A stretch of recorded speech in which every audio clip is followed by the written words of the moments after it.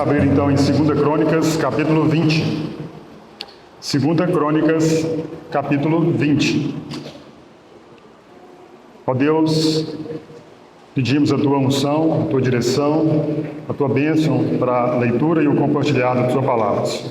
Nós confessamos que sem o Senhor Jesus nada podemos fazer e podemos ir até Ele e sermos auxiliados, ajudados, porque Ele tem prazer em edificar os santos. E sabemos também que temos a colaboração do Espírito Santo, que habita em nós, que está no meio de nós.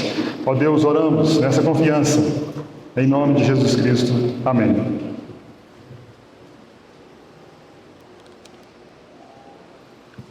Segunda Crônicas, capítulo 20. Depois disto, os filhos de Moabe e os filhos de Amon, com alguns dos amonitas, vieram a peleja contra Josafá. Então vieram alguns que avisaram a Josafá, dizendo: grande multidão vem contra ti da além do mar e da Síria. Eis que já estão em Hazazon Tamar, que é En-Gedi. Então Josafá teve medo e se pôs a buscar ao Senhor e apregou o jejum em todo o Judá. Judá se congregou para pedir socorro ao Senhor. Também de todas as cidades de Judá veio gente para buscar ao Senhor. Pôs-se Josafá em pé na congregação de Judá e de Jerusalém, na casa do Senhor, diante do pátio novo, e disse: Ah, Senhor, Deus de nossos pais, porventura não és tu, Deus dos céus? Não és tu que dominas sobre todos os reinos dos povos? Na tua mão está a força e o poder, e não há quem te possa resistir. Até aqui.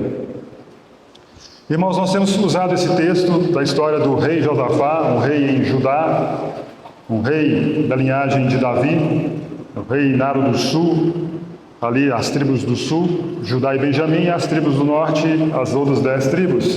E temos usado a história de Josafá para nos auxiliar como algumas atitudes que o cristão pode ter, imitar e ter como princípios na sua vida para andar em vitória diante do Senhor. Temos então falado em 2 reuniões, nós já falamos sobre isso, que de fato para sermos realizados bem-sucedidos não é porque não passamos por dificuldades, lutas ou desafios, mas é a maneira, o nosso proceder diante dessas situações que vai nos auxiliar, que saiamos com êxito ou sem êxito. E nós citamos então a primeira atitude, ou a primeira reação de Josafá, na primeira reunião que citamos, foi ele teve medo e pôs-se buscar o Senhor, e diante do medo, a nossa atitude deve ser de apegarmos à palavra do Senhor, que o amor lança fora todo medo, e aquele que é aperfeiçoado no amor, certamente não terá medo. Irmãos, mas nós sabemos que esse não é um assunto fácil, não é simplesmente nós ouvirmos uma pregação sobre ter amor nos nossos corações e que lançaremos fora todo medo. Oxalá, ou quisera Deus, prover a Deus, fosse assim, nós ouvirmos uma palavra e já os nossos problemas serem solucionados. Mas nós sabemos que é dia a dia, como ouvimos, um pouco aqui, um pouco ali, dia a dia, nós sermos aperfeiçoados pela palavra e pelo trabalhar do Espírito Santo nas nossas vidas. Então falamos naquela primeira reunião sobre a atitude diante do medo. Josafá, então, ele se apegou ao Senhor. Citamos alguns exemplos na Bíblia também a respeito disso. Na segunda reunião, nós vimos uma segunda atitude de Josafá, que foi uma atitude de busca, no versículo 3. Então Josafá teve medo e se pôs a buscar ao Senhor. Essa foi a segunda atitude, buscar ao Senhor. E dentro dessa segunda atitude de busca ao Senhor, nós citamos uma maneira, uma forma que ele buscou ao Senhor, que foi com o jejum. Ele apregou um jejum em todo o Judá. E falamos então sobre o jejum, o que é o jejum, é um instrumento de humilhação diante de Deus, a nossa dependência de Deus, a abstenção de alimentos sólidos ou líquidos para fins espirituais. Esse é o fim, o motivo do jejum. Vimos também exemplos na Bíblia sobre jejuns que não foram aceitos. E por que não foram aceitos? Porque os homens estavam buscando de maneira errônea, com fins que Deus não se agradou, não se agrada. Esse foi dentro do assunto ou da atitude de busca de Josafá. Falamos desse modo que ele buscou o Senhor por meio do jejum.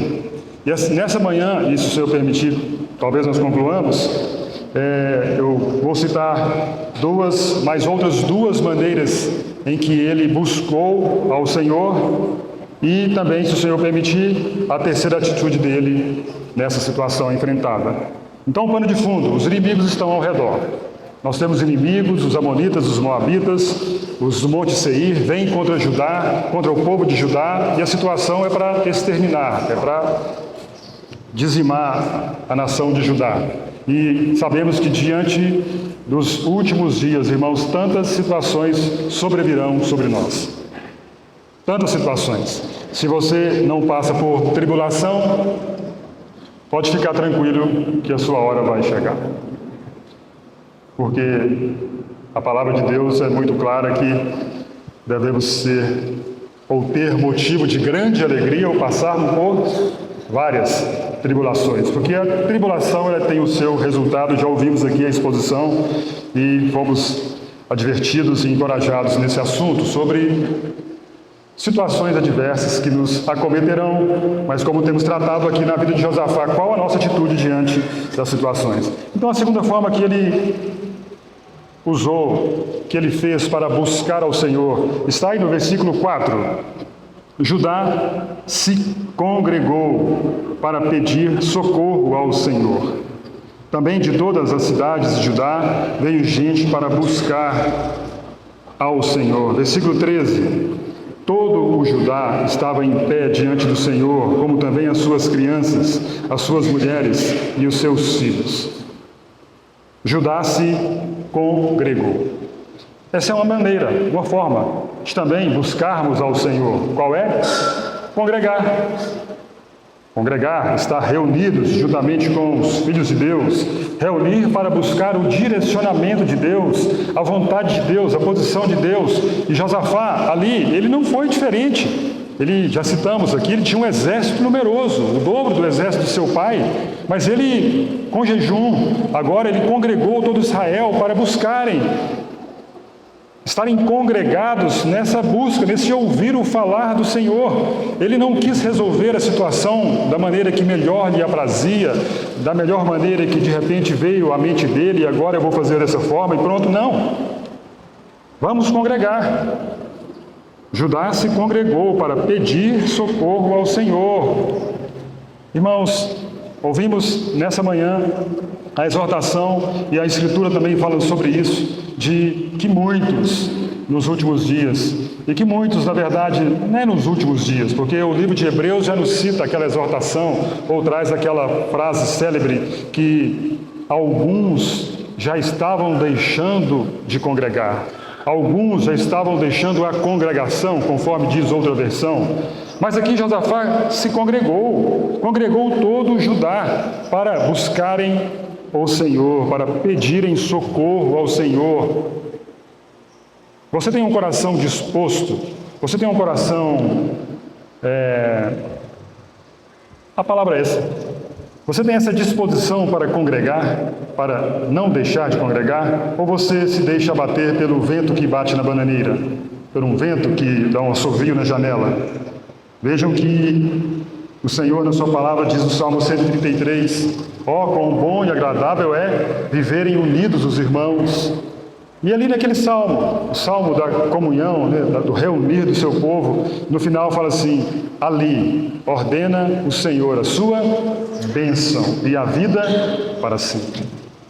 Irmãos, é algo sobrenatural, algo divino, algo do próprio Deus, mas nós não sabemos, nós não sabemos como acontece, mas o fato é que acontece.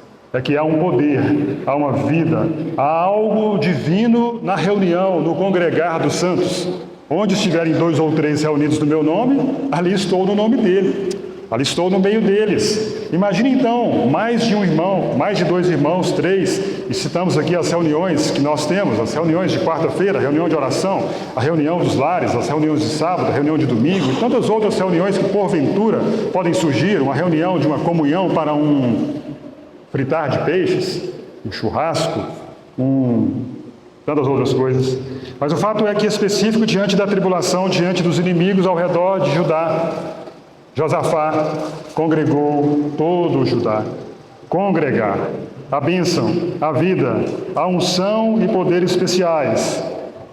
quando o povo de Deus está reunido? Nós não sabemos o que acontece, mas o que acontece, acontece. É verdade que devemos buscar a Deus individualmente? Sim. No Salmo 27, versículo 8 diz: ao meu coração me ocorre, buscai a minha presença. Buscarei, pois, Senhor, a tua presença. Sim, há momentos de individualidade. Há momentos que você vai entrar para o seu quarto, fechada a porta, você tem comunhão com o seu Pai em secreto e Ele te recompensará. Sim, isso é verdade. Mas aqui, específico na história de Judá e de Josafá, ele congregou. Irmãos, você muitas vezes pode estar passando por dificuldades, passando por uma situação adversa, e às vezes você pensa que, porventura, pode ter forças para ir sozinho. Você pode pensar assim, mas saiba que isso não é um pensamento bíblico, que a Bíblia diz assim: levai as cargas uns dos outros. Há irmãos que às vezes não quer que... Eu conheço pessoas assim, crentes e não crentes, que às vezes está numa luta, de repente uma enfermidade na família, de repente o dinheiro foi escasso, de repente isso ou aquilo, e elas querem enfrentar aquilo, passar por aquilo sozinho. Pode ser que o Senhor te dê uma palavra, né? Você ora, você aguarda a salvação do Senhor, isso em silêncio, mas veja que há situações em que há o congregar, e precisamos da ajuda dos filhos de Deus. Precisamos da oração dos filhos de Deus, precisamos do animar dos filhos de Deus. Josafá fez isso.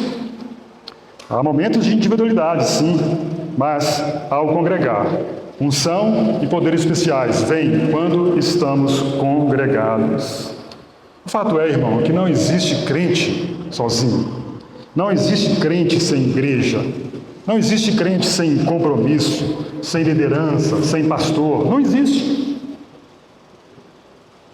A vida cristã, a vida cristã, ou os cristãos, são comparados ao quê? Ovelhas. Várias ovelhas com um pastor que as apacenta, que cuida, que observa o que está acontecendo. Então, essa história de sem igreja, sem compromisso, sem liderança, sem pastor, não é bíblico. Não. E perseveravam. Perseveravam em quê? Em várias coisas. E esse perseveravam é porque eram 1, 2, mais 10, nós sabemos quantos eram. Certa vez, converteu-se 3.000 e estavam todos juntos, congregados. Porque a questão de você procurar, ou daqueles que procuram uma vida individual, eles vão ter problema. A Bíblia diz que o solitário busca o seu próprio interesse e surge contra a verdadeira sabedoria. Aqueles que porventura querem andar sozinhos, ficar sozinhos, vão trazer problema para a congregação. E hoje é comum você ouvir um termo chamado os desigrejados, ou, há muitos tempos atrás, era o crente flutuante. É aquele que vai atrás de todo o movimento que tem por aí. Os desigrejados, na verdade, eles não se deram com a liderança. Não é bem assim, eu não concordo com essas práticas, não concordo com essa doutrina, não concordo com esse local. Eu vou me recuar, vou buscar a Deus agora sozinho. E tem aquele, o crente, e tem aquele chamado crente flutuante.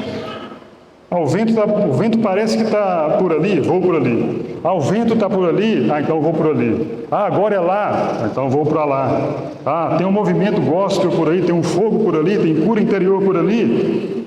Irmão, saiba que isso não assegura nenhuma mudança real e nem duradoura no seu ser. O congregar, como dissemos, é o que é visto de bom aos olhos de Deus. Porque quando você abre todo o Novo Testamento, a partir do livro de Atos, vocês vão ver, e nós vamos ser instruídos pela palavra, sobre essa questão de estarem juntos, os irmãos, para orarem, para partirem o pão, para receberem ensinamento, para terem comunhão, juntos, congregados, para determinado fim. A palavra de Deus é muito clara em Efésios 3, a partir do versículo, falando sobre essa questão de congregar, de estarmos juntos, ali diz assim: compreender com todos os santos algumas medidas dos atributos ou das coisas referentes a Deus. E ali ele está falando sobre amor, ele fala conhecer com todos os santos a altura, a profundidade, a largura e o comprimento do amor de Deus. Mas percebam que com todos os santos, não é somente o amor de Deus que vamos conhecer e que vamos ser acrescentados. Não, com todos os santos nós vamos também entender sobre a graça de Deus, sobre a graça que salvou o tamanho pecador, que salvou o tamanho ébrio, que salvou o tamanho prostituta, que salvou o tamanho pecador dos pecadores. Sim, com todos os santos, o amor, a graça, vamos conhecer a misericórdia, o perdão, todos os favores de Deus nós vamos conhecer com todos os santos. Uma maneira de buscar ao Senhor, congregar, estar congregados. Efésios também no capítulo 4, de 11 a 16, e eu vou parafrasear o texto para nós entendermos melhor. Lá diz assim, que quando Cristo subiu às alturas, Ele levou o cativeiro, e concedeu dons aos homens. E esses dons que foram dados aos homens têm um fim específico.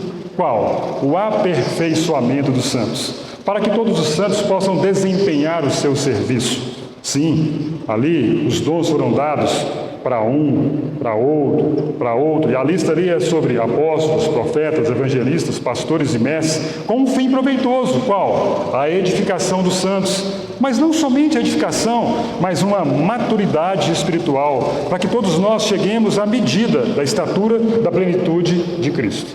Pronto. Dependemos de todos os santos. E naquele mesmo texto fala assim, traz a exortação, olha, nós não devemos ser agitados de um lado para o outro, como crianças que correm ao derredor por todo o vento de doutrina, ouvindo homens que usam de artimanha para engranarem.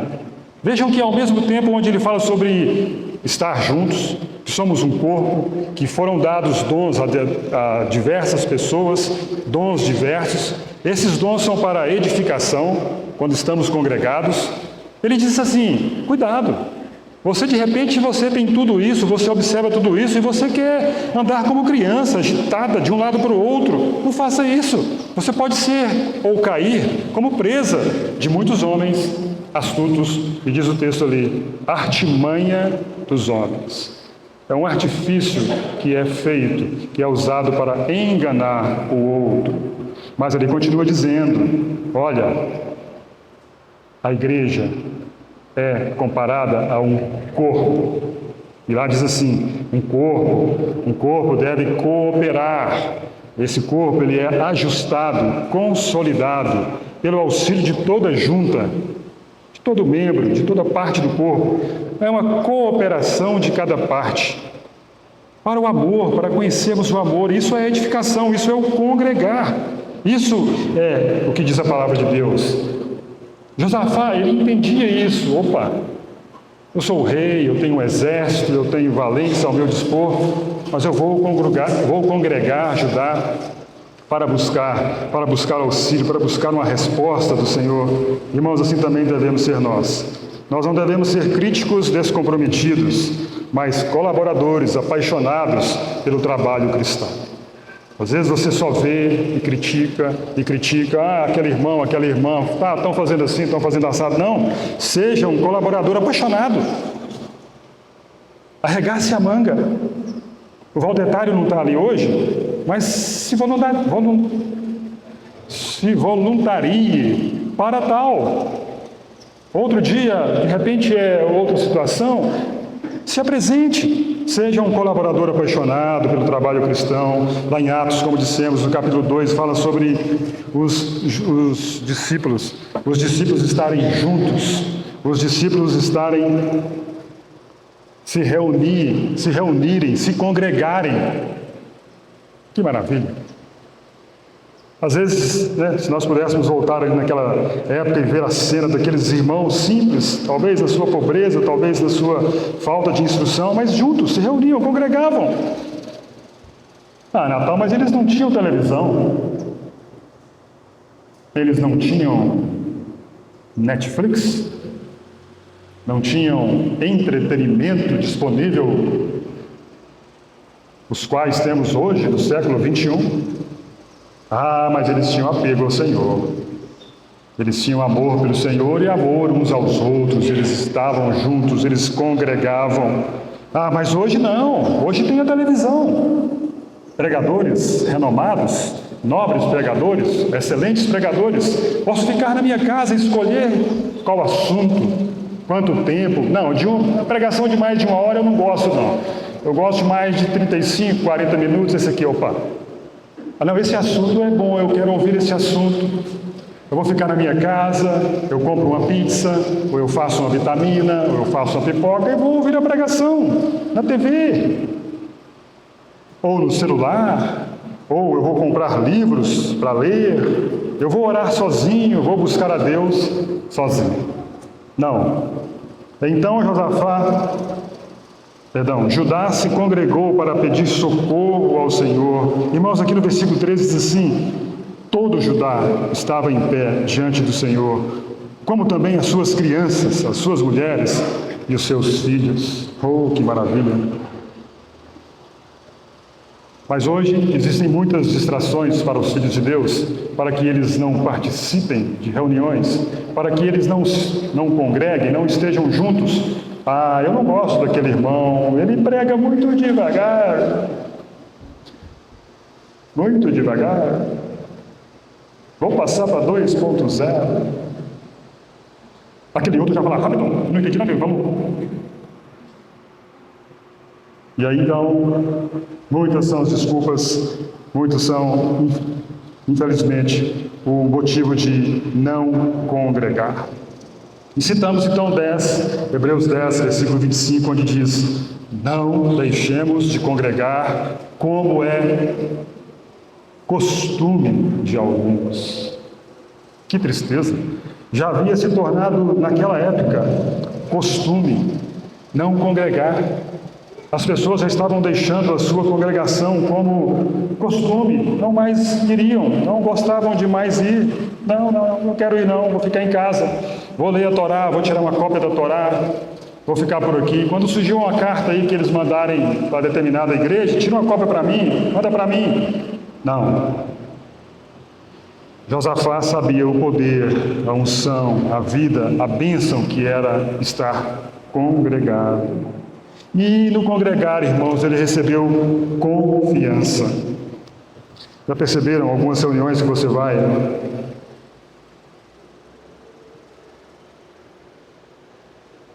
Algumas reuniões que você participa, e que de repente você chega naquela reunião, talvez cabisbaixo, acabrunhado, triste, por um motivo ou outro, e de repente você é alguém que está em uma situação bem pior do que a sua. Bem mais desastrosa, bem mais complicada de se resolver do que a sua. E você então recebe o quê? Esperança, confiança. Você é alentado por palavras que de repente você não ouviria se você estivesse na sua casa. Você não seria atingido pelo Senhor com a confiança, com a esperança, juntamente com os outros. Às vezes você chega numa reunião e você de repente descobre que alguém está numa situação apertada, mas essa pessoa está aqui junto com os irmãos. E às vezes você fica sentado e às vezes essa pessoa levanta os braços, ora, e você, mas como?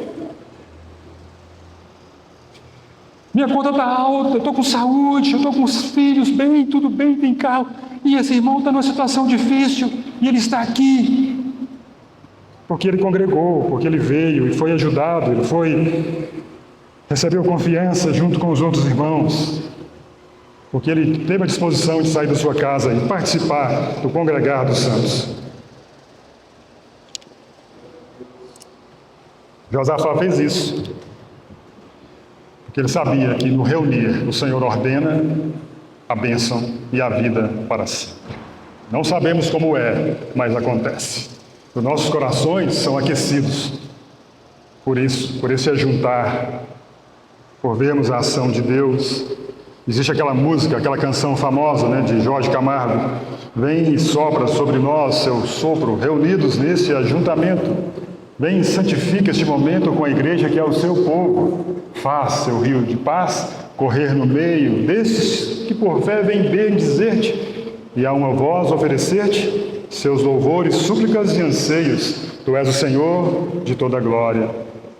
Ontem, e como foste outrora, no correr da história, revelando o seu amor, Deus bendito, Rei e Salvador. Ele vem no ajuntamento do seu povo e derrama a bênção. Josafá sabia disso. Então, a segunda maneira que ele teve de buscar ao Senhor: a primeira, jejum; a segunda, congregar; e a terceira, versículo 5, novamente, e versículo 6. Pôs-se Josafá em pé na congregação de Judá e de Jerusalém, na casa do Senhor, diante do pátio novo, e disse: Ah, Senhor, Deus de nossos pais, porventura não és tu, Deus dos céus? Não és tu que dominas sobre todos os reinos dos povos? Na tua mão está a força e o poder, e não há quem te possa resistir. Uma forma que ele buscou o Senhor, aqui, irmãos, ele orou. Orar. Ah, mas não deveria a oração vir primeiro? Nós não estamos colocando a ordem de primazia, mas o fato é que uma das maneiras de buscar ao Senhor é a oração, e talvez é o caminho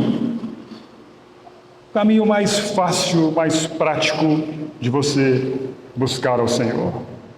Mas o que é orar? Como se deve orar? Caminho para falarmos com Deus. Josafá tinha experiência na oração, assim como no congregar, assim como na oração. Ele tinha uma experiência do cuidado, da soberania de Deus. Ele já sabia, já tinha ouvido histórias dos seus antepassados, do seu pai Davi, ou do seu pai Asa, e tantos outros. Ele tinha experiência também particular na oração, no cuidado de Deus sobre ele. Aquela célebre pergunta que nos fazem quando nos convertemos, né? Como que se ora? Como que se aprende a orar, né? A pergunta é assim: como que se aprende a orar? Como que se aprende a orar? Orando. Mas orando, sim, abrindo a boca e orando. Irmãos, e vejam que nós somos indesculpáveis no quesito oração. Ah, não tenho tempo para orar. Ah, os irmãos oram 1 hora, 2 horas. Irmãos da história da igreja oravam um dia. Você tem motivo para orar. Eu estou falando aqui específico de oração, não necessariamente ações de graças que deveria e que deve acompanhar a oração, mas o fato é que nós temos pelo que orar. Vejam as crianças, elas têm pelo que orar. Os jovens têm pelo que orar, os pais, todos nós. Por exemplo, você é casado, você tem que orar pelo seu cônjuge. Você tem que orar pelos seus filhos, se você os tem, ou orar para ter filhos, se você não os tem. Se você trabalha, você tem que orar pelos seus patrões, pelos seus colegas de trabalho, pelo trânsito, até você chegar no trabalho, pela sua saúde física, financeira, espiritual. Quanta oração! Pela igreja, pelos presbíteros, pela liderança, pelos irmãos em Cristo, por aqueles que nos auxiliam de alguma forma, pelos irmãos que estão passando por determinadas dificuldades, pelos missionários na África, pela igreja do Senhor, pelo estabelecimento do seu reino. Ah, quanta oração! Josafá tinha experiência na oração. Os jovens, por exemplo, citei os jovens, eles têm que orar para a química. Quem aqui gosta de química? A matéria química? Ninguém, né? Pelo jeito ninguém gosta, meu Deus. Não tem nenhum professor de química aqui não, né? Menos mal. Física? Ali já tem um que gosta de física. Mas os estudantes têm que orar a Deus para dar sabedoria para o professor, para ensinar a química, a física, a matemática, a geografia, a história. Porque senão não entra. Não vai. Esse tal de função de x, f, de... Meu Deus! Me auxilia, dá sabedoria ao professor, dá sabedoria a mim para entender a matéria. Josafá, ele orou e ele sabia a quem ele orava. Ele tinha razões para orar. Ele sabia por que ele deveria orar. E aqui, nesses versículos, nós vamos gastar um tempinho aqui analisando eles, para entendermos que ele orou de maneira correta, porque também conhecia a palavra de Deus, ele conhecia o seu Deus a quem orava, e ele conhecia a palavra de Deus, ele conhecia a história de Israel, e ele não deixou isso ser vago, e ele se pôs a orar.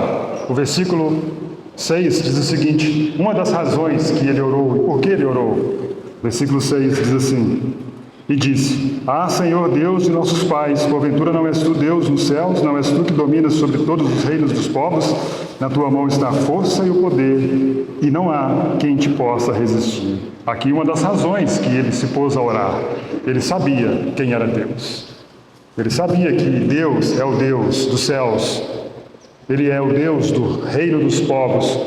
Ele é um Deus que habita e governa toda a estrutura celeste, mas também Ele governa sobre toda a terra, sobre todos os reinos debaixo da terra. Nenhum governante foi estabelecido sem a permissão de Deus. Ele conhece os povos, conhece o rei dos povos. Ele diz aí também, no finalzinho do versículo: na tua mão está a força e o poder. Opa, eu oro a um Deus que tem força, eu oro a um Deus que tem poder. Essa é uma das razões que ele poderia orar e descansar em Deus, a soberania de Deus, o poder de Deus, a força de Deus. E da mesma forma nós, irmãos, nesses dias, nos atuais dias, o Senhor Jesus ensinou aquela mulher, com a parábola daquele juiz iníquo, o dever de orar sempre e nunca esmorecer, nunca descansar, nunca esfriar na oração, porque nós sabemos que Deus governa os céus, governa a terra, tem poder, tem força para tudo, soberania. Ele sabia, Josafá se apegou a isso e cita isso na sua oração: Senhor, eu sei que o Senhor é isso. Uma segunda razão, o versículo 7, ele diz assim: porventura, ó nosso Deus, não lançaste fora os moradores dessa terra de diante do teu povo Israel, e não a deste para sempre a posteridade de Abraão, teu amigo? Veja que ele conhecia a história do seu povo, a história de Israel. Ele conhecia que Deus é um Deus do passado, que é um Deus do presente e que é um Deus do amanhã, um Deus do futuro. Ou citando Hebreus capítulo 13, versículo 8, Jesus Cristo é o mesmo ontem, hoje e o será para sempre. Nós podemos orar confiados no nosso Deus, que Ele governa o passado, Ele tem obras no passado, tem obras no presente, tem obras no futuro, como diz também Mateus 28, versículo 20, eis que estou convosco todos os dias até a consumação do século. Josafá se apegou, ele sabia da história. Abraão, teu amigo, o Abraão, ele foi guardado, ele foi ajudado. Abraão buscou a Deus, peregrinou em terra estranha. Eu posso confiar, eu posso orar a esse Deus do passado, do presente e do futuro. E no versículo de 8 a 11 também ele nos ensina: habitaram nela e nela edificaram um santuário ao teu nome, dizendo: se algum mal nos sobrevier, espada por castigo, peste ou fome, nós nos apresentaremos diante dessa casa e diante de ti, pois o teu nome está nessa casa, e clamaremos a ti na nossa angústia, e tu nos ouvirás e livrarás. Agora, pois, eis que os filhos de Amon e de Moabe e os do monte Seir, cujas terras não permitiste a Israel invadir, quando vinham da terra do Egito, mas deles se desviaram e não os destruíram, eis que nos dão o pago, vindo para lançar-nos fora da tua possessão, que nos deste em herança. Ele lembra a Deus como se Deus... Ele sabia que Deus sabia de toda aquela história, mas ele lembra a Deus. E nessa lembrança que ele faz a Deus, ele diz assim: eu sei que o Senhor é Deus, o Senhor conhece tudo, o Senhor conhece todas as coisas, mas eu sei também, ó Deus, que o Senhor é sensível às necessidades do seu povo. O Senhor, sabendo de tudo isso, de tudo que aconteceu desde o teu povo, desde que o teu povo saiu do Egito, quais foram as nações, quais foram os povos que os receberam, que não os receberam. E o Senhor tem poder, o Senhor tem toda a autoridade nos céus, mas o Senhor então é sensível. E eu oro ao Senhor, porque o Senhor se faz presente diante das necessidades do seu povo. Esse é o motivo, é uma razão que ele poderia se achegar diante de Deus e orar confiantemente. É como aquela oração que Paulo faz pelos filipenses: o meu Deus, segundo o seu poder e glória, suprirá cada uma das vossas necessidades. Essa é a segurança que Josafá tinha em orar, uma das razões. Deus, sendo Deus, Ele olha para mim, na minha necessidade, e me socorre. E por último, não menos importante, no versículo 12: nosso Deus, acaso não executarás tu o teu julgamento contra eles? porque em nós não há força para resistirmos a essa grande multidão que vem contra nós, e não sabemos nós o que fazer, porém os nossos olhos estão postos em Ti. Eis a outra razão. Eis uma outra razão para Josafá e para todos nós. Irmãos, Deus é o único socorro e a única esperança. Não se baseie na sua força, não se baseie no seu entendimento, no seu raciocínio para querer solucionar um pequeno problema ou um grande problema.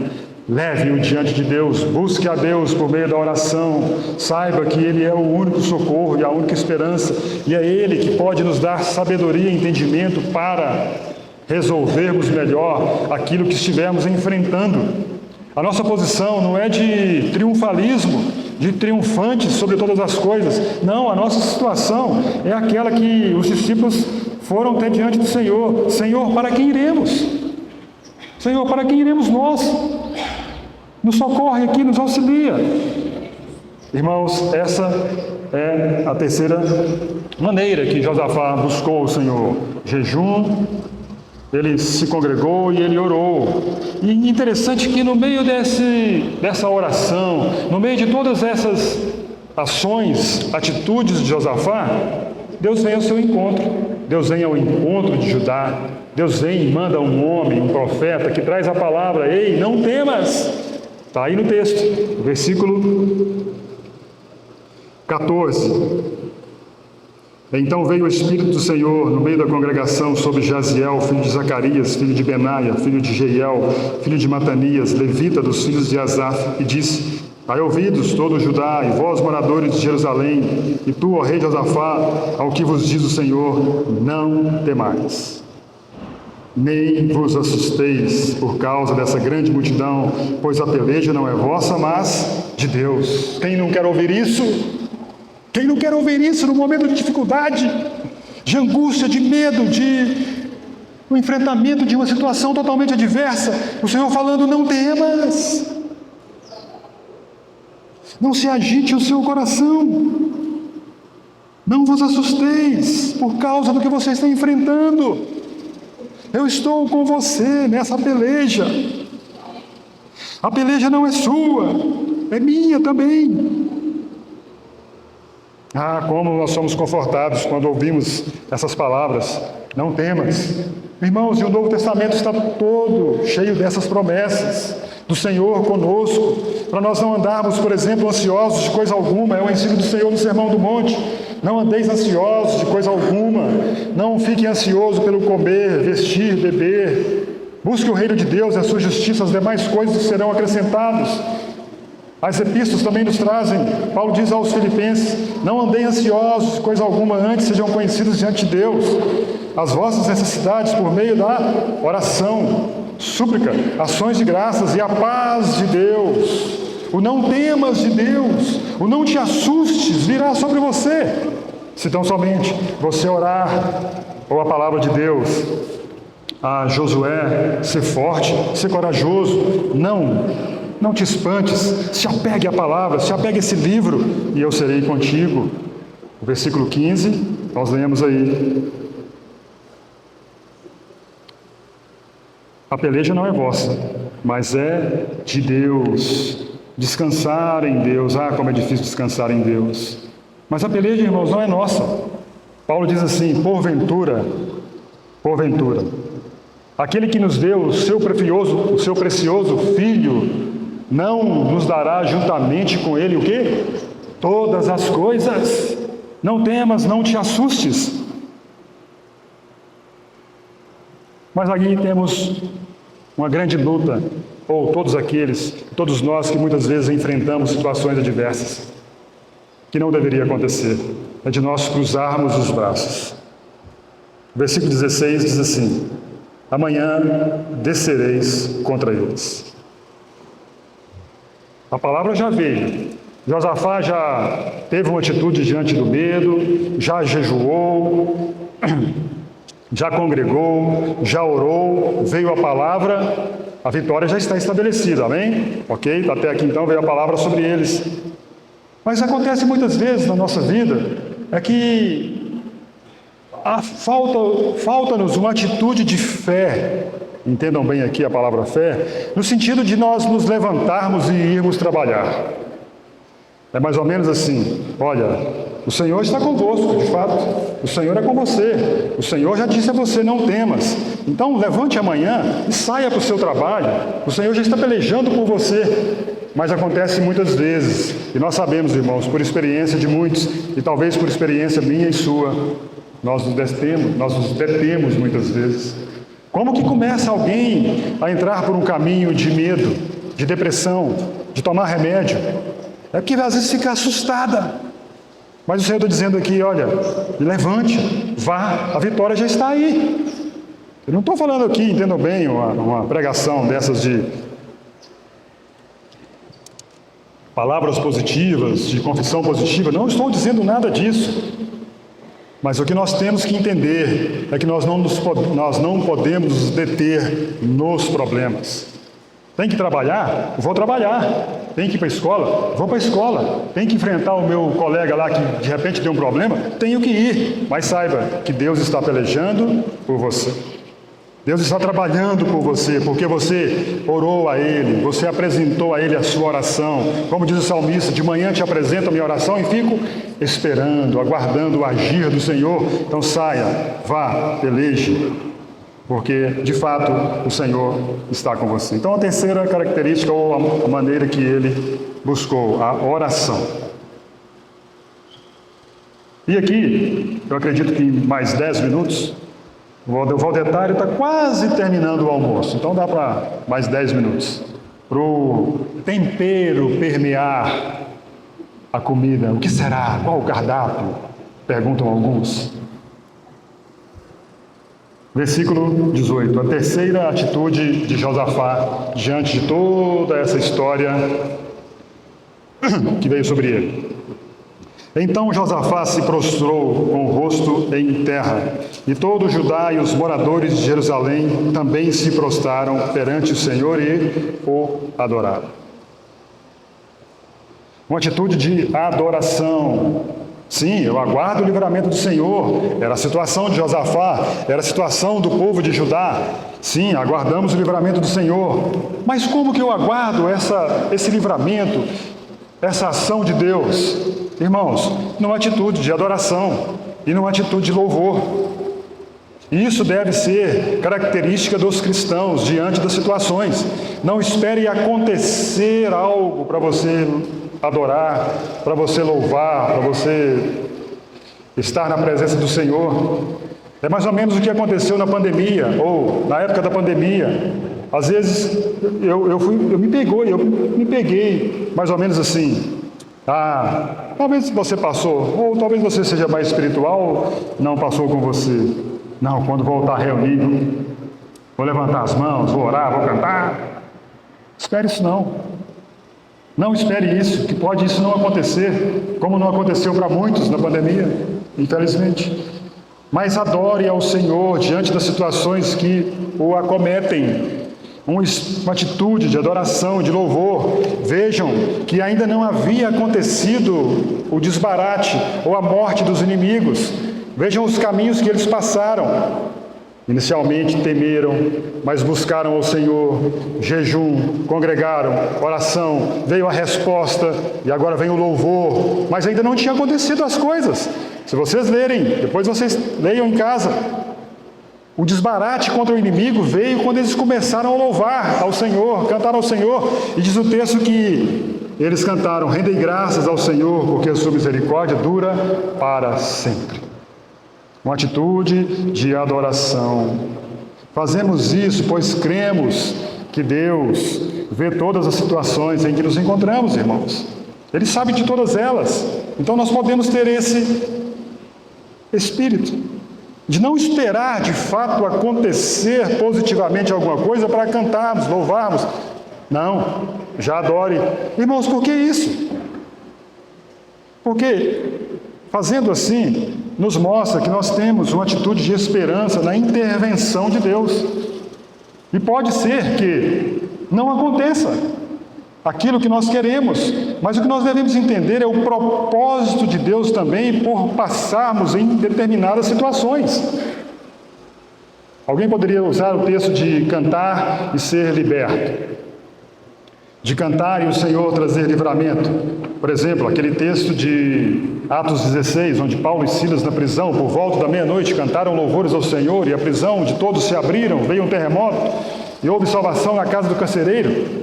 Irmãos, pode ser que nem todas as prisões se abram. Quantos missionários estão presos e eles não cantam?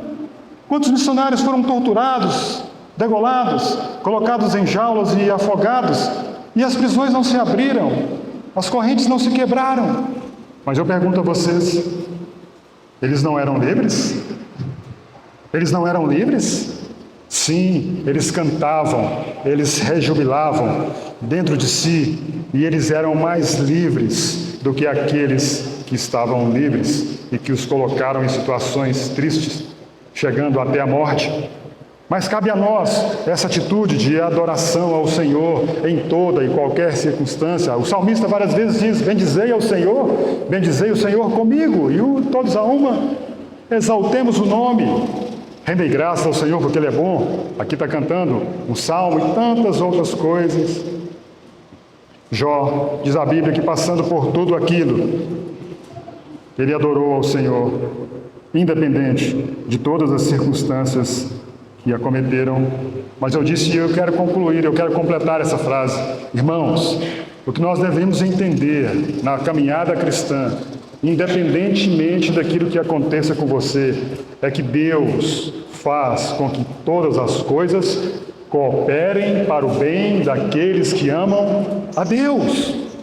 Deus faz com que todas as coisas cooperem, ou todas as coisas cooperam para o bem daqueles que amam a Deus. Ah, Natal, mas não foi tão bem assim não. Espera aí, o versículo não acabou aí.